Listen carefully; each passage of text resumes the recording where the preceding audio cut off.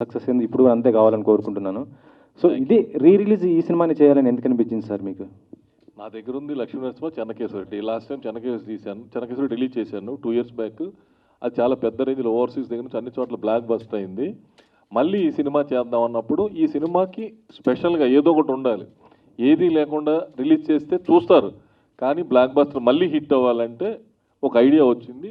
అదే ఆ ఐడియానే ఈ రోజున చంద్రబోస్ గారు, భీమ్స్ గారు, మా డైరెక్టర్ జయంత్ గారు ఆన్ స్క్రీన్ చూపించారు. సో అంటే ఇప్పుడు చెప్పాలంటే ఈ సినిమాకి సంబంధించి బడ్జెట్ అంటే ఎవరు చెప్పరు, కానీ అప్పుడు ఎంత అయింది సార్ ఈ సినిమాకి సంబంధించి బడ్జెట్? దీనికి నిజంగా గుర్తులేదు, బడ్జెట్ గురించి చూడలేదు. అప్పుడు మంచి సినిమా తీయాలి అని అనుకున్నాం, మంచి సినిమా తీసాం. ఆ రోజులు పెద్ద హిట్ అయింది. ఈరోజు కూడా ఒక రికార్డ్ ఆ సినిమా మీద రాసిపెట్టి ఉంది. బాలకృష్ణ గారితో మీకున్నటువంటి ఒక మంచి మెమరీ?